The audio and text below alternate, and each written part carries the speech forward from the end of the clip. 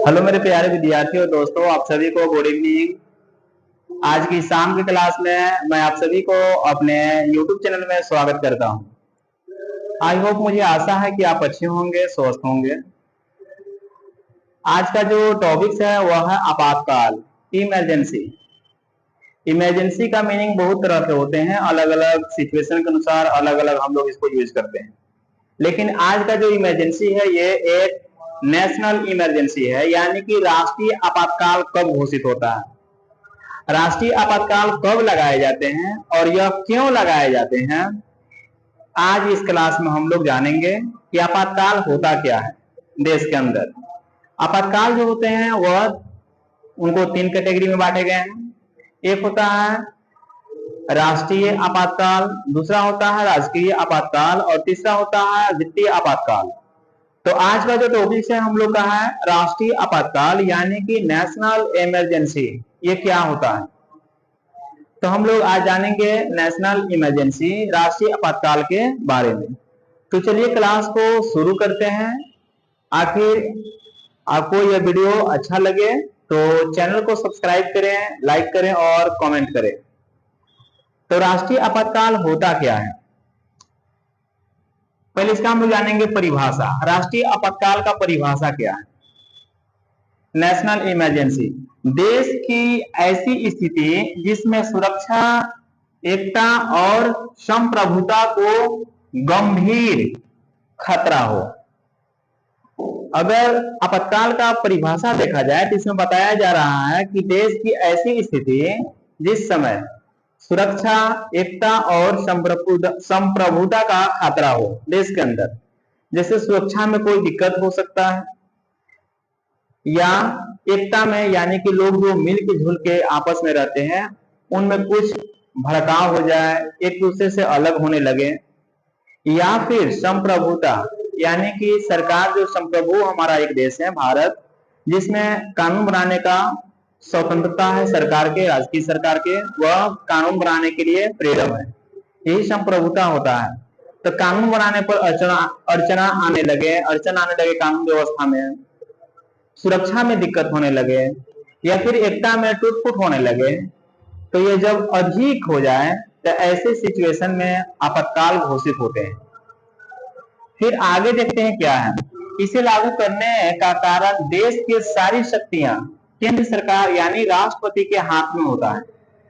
जब देश के अंदर आपातकाल घोषित हो जाते हैं तो देश के अंदर तो शक्तियां बांटे गए हैं, क्योंकि हमारे देश जो है संघवाद देश है, यानी कि अलग अलग स्तर पर अलग अलग तरह की सरकार होती है और सबके पास अपनी अपनी शक्तियां होते हैं। लेकिन जैसे ही आपातकाल घोषित होती है तो सब शक्ति एक व्यक्ति के पास चला जाता है, जिसे हम लोग केंद्र सरकार या राष्ट्रपति के नाम से जानते हैं। यानी कि देश के अंदर जितने शक्तियां, पावर हैं, वह सब प्रेसिडेंट के हाथ में चले जाते हैं और वह सब शक्ति का यूज प्रेसिडेंट करते हैं। यही आपातकाल होता है। आपको आपातकाल समझ में आ गया, कब लगता है और इसमें शक्तियां जो देश के होते हैं वह किसके हाथ में जाते हैं, और आपातकाल लगाने के अधिकार जो है वह राष्ट्रपति के ही होते हैं। इसके बाद अगला टॉपिक देखते हैं, कारण। आखिर आपातकाल लगाना क्यों जरूरी है, क्या कारण होता है कि देश के अंदर इमरजेंसी लागू की जाती है। तो इसके 3 कारण होते हैं। पहला जो कारण होता है उसको बोलते हैं युद्ध, वार, और द्वितीय जो होता है उसको बाहरी आक्रमण, और तीसरा जो होता है उसको बोलते हैं सशस्त्र विद्रोह। यानी कि जो युद्ध, वार होता है, युद्ध कब होता है, तो युद्ध देखिए क्या है, द्विपक्षीय स्थिति में होता है। यानी कि जब युद्ध होता है ना, तो इसमें जिस देश के साथ लड़ाई होती है वो उस देश को पता रहता है कि हम पर अटैक किया जाएगा, हम पर आक्रमण किया जाएगा। यानी कि दोनों पक्षों, यानी कि दोनों देश को पता रहता है कि हम अभी युद्ध में हैं। तो जब द्विपक्षीय होता है तो उसी को बोलते हैं युद्ध। और एक होता है बाहरी आक्रमण। बाहरी आक्रमण यानी कि एक्सटर्नल एजेंसी। इसमें होता क्या है कि एक तरफा हमला होना, इसमें आपको बताया नहीं जाएगा, आपको पता नहीं चलेगा। बाहरी आक्रमण, वह डायरेक्ट आपके देश पर आक्रमण करेंगे। तो इस सिचुएशन में भी ज्यादा माल जाल की क्षति हो जाती है आक्रमण से, तो तुरंत देश के अंदर इमरजेंसी लागू की जाती है। और सब शक्तियां प्रेसिडेंट के हाथ में चली जाती है। युद्ध के दौरान भी जब दो देश आपस में लड़ते हैं तो उस समय जो शक्तियां होते हैं वो प्रेसिडेंट के हाथ में होते हैं। देखिएगा जब युद्ध होता है तो बोलते नहीं है, जैसे माने कि यूक्रेन और रशिया का युद्ध हो रहा था, तो यूक्रेन और रशिया के जो प्रेसिडेंट है उन्हीं लोग के पास सब शक्ति है, उन्हीं लोग ना युद्ध करा रहा था। तो युद्ध के समय सभी शक्तियां प्रेसिडेंट के पास हो जाते हैं। और बाहरी आक्रमण जब अधिक से अधिक माल जाल की क्षति पहुंचा देते हैं, छोटे मोटे नहीं, जैसे कभी कभी पाकिस्तान जो होता है भारत नाम के आतंकवादी लोग कुछ अंजाम करके चला जाता है, तो इसमें आपातकाल घोषित नहीं होगा। बहुत अधिक स्केल पर नुकसान पहुंचना अचानक से, तो उसमें जो होता है आपातकाल घोषित की जाती है, इमरजेंसी लगाया जाता है। इसके बाद है तीसरा सशस्त्र विद्रोह, जिसको बोलते हैं आर्म रिवेलियन। इसमें होता क्या है, जैसे देखिए हथियार और विस्फोटक से संप्रभुता का खराब करना। जैसे माने कि जो सशस्त्र विद्रोह होता है इसमें क्या होता है ना कि विस्फोट या हथियार के बल पर देश के संप्रभुता को खराब करना, उसको तबाह करने का प्लान बनाया।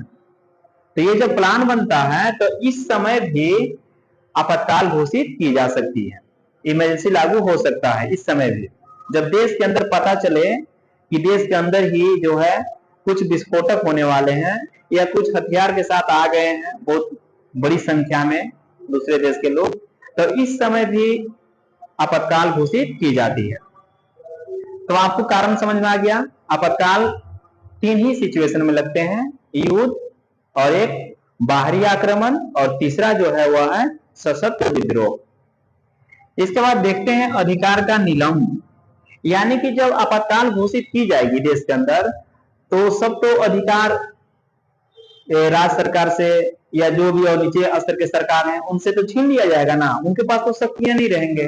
और कुछ ऐसे जो होते हैं पावर जनताओं से भी छीन ली जाती है उस समय आपातकाल के समय। आपातकाल के समय जो अधिकार छीने जाते हैं वह नागरिकों के मौलिक अधिकार जो होते हैं अनुच्छेद 19 जिसमें स्वतंत्रता का अधिकार दिया गया है, यह छीन लिया जाता है। आप कहीं भाषण नहीं दे सकते हैं, आप कहीं एक ग्रुप में खड़े नहीं रह सकते हैं, यह आपके शक्तियां छीन ले जाती है। मौलिक अधिकार, मौलिक अधिकार का निलंब होना जिसमें अनुच्छेद 19 स्वतंत्रता भाषण सभा आदि निलंबित हो जाता है, यानी कि जो अनुच्छेद 19 है यह पूरी तरह से छीन ली जाती है, यह स्वतंत्रता आपको नहीं मिलेगा उस समय जब देश के अंदर आपातकाल घोषित होगा तब। लेकिन कुछ ऐसे हैं अनुच्छेद जिनको इमरजेंसी के समय भी नहीं छीना जा सकता। जैसे में देख लीजिए अनुच्छेद 20 और 21, यह कभी भी कितना ही बड़ा आपातकाल क्यों ना आ जाए, इमरजेंसी लागू हो, इस सिचुएशन के समय भी अनुच्छेद 20 और 21 नहीं निलंबित होते हैं, ये आपके अधिकार रहेंगे तो रहेंगे। इसीलिए इसको बोला जाता है सुपर हीरो। ये जो आर्टिकल 20 एंड 21 है ये सुपर हीरो है आर्टिकल के। यह समझिए इमरजेंसी के टाइम भी प्रेसिडेंट हमसे नहीं छीन सकते हैं, यह सबसे बड़ी बात है।